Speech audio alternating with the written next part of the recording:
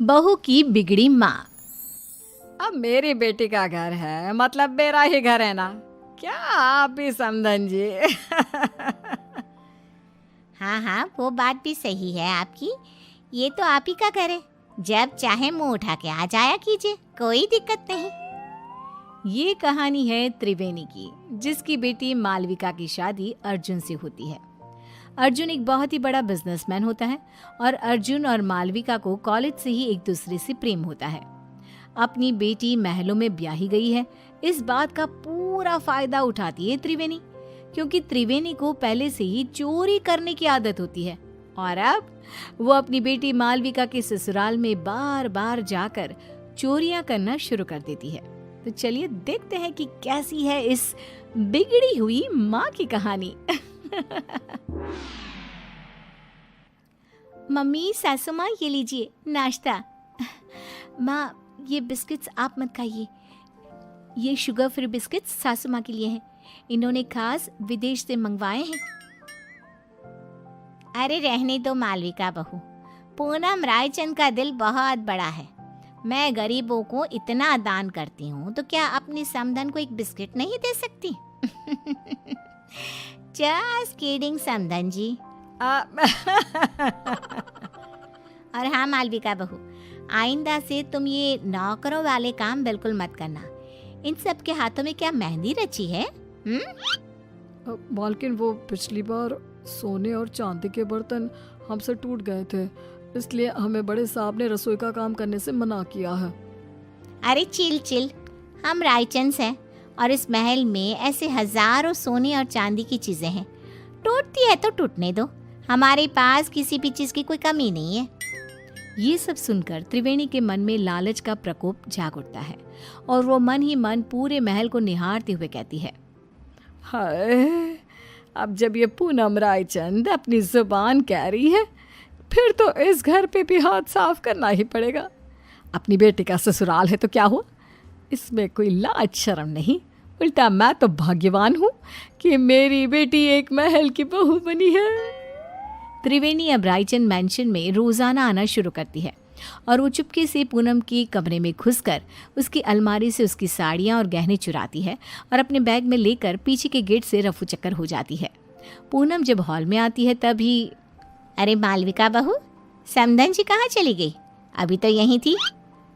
सासू माँ, वो मम्मी को ना आज मंदिर जाना था, आज कोई बड़ी पूजा है वहाँ, इसलिए वो चली गई।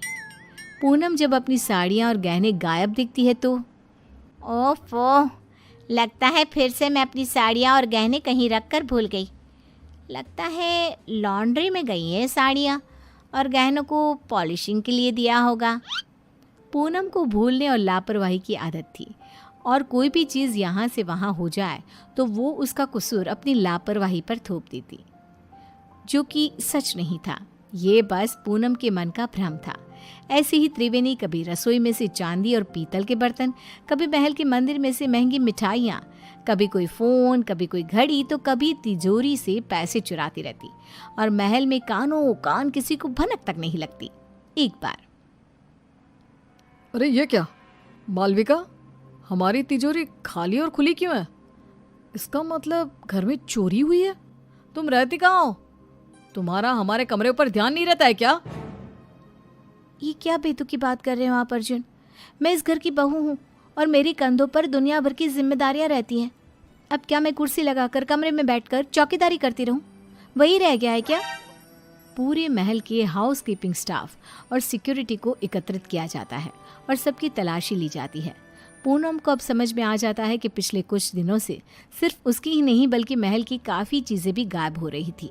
पूनम का पति इंद्रेश कहता है, अरे पूनम, तुम खामखा अपने आप पर भुलक्कड़ होने का, लापरवाही होने का शक कर रही थी, जबकि चोरियां सिर्फ हमारी ही नहीं, पूरे महल की चीज़ों की चोरी हो रही थी और मालविका बहू और अर्जुन की भी कई सारी चीज़ें गायब हुई हैं।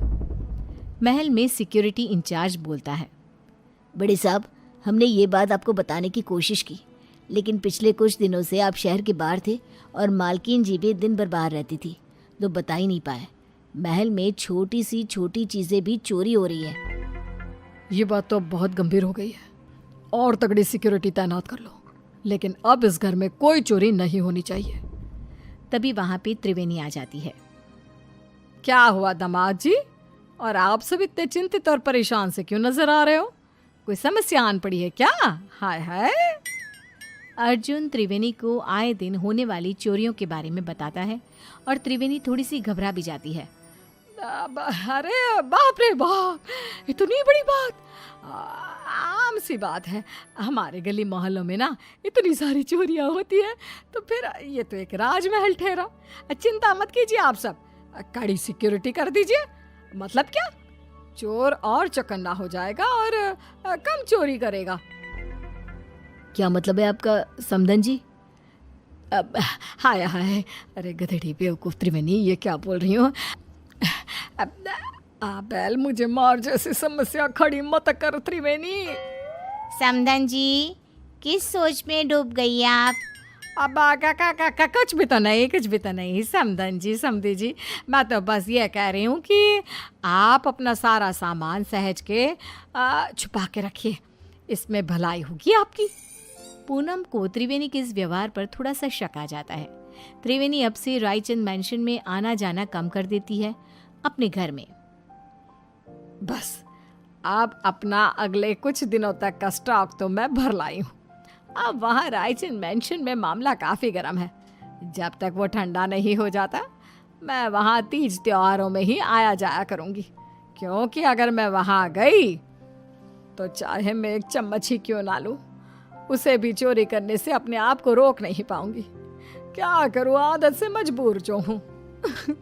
और बेवकूफ रायचंद, उन्हें तो पता भी नहीं कि आस्तीन का सांप रोज उनके घर में आकर चोरी करके जाता है।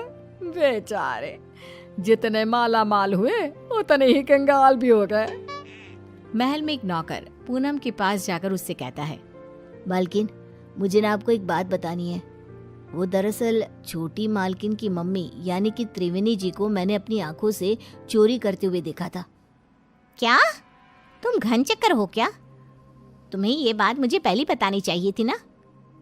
मुझे वैसे भी उस सो कॉल्ड समधन जी त्रिवेणी पर शक तो आ ही रहा था, लेकिन कंफर्म नहीं कर पा रही थी मैं आपको ये बात पहले इसलिए नहीं बता रहा था क्योंकि मेरे पास कोई सबूत नहीं था और आप मेरी बात पर विश्वास भी नहीं करते। और तो और त्रिवेणी जी इतनी चालाक हैं कि उन्होंने महल की उन्हीं जगहों पर चोरी की है जहाँ सीसीटीवी कैमरा नहीं है। अब देखना मैं क्या चक्रव्यूह रचाती हूँ।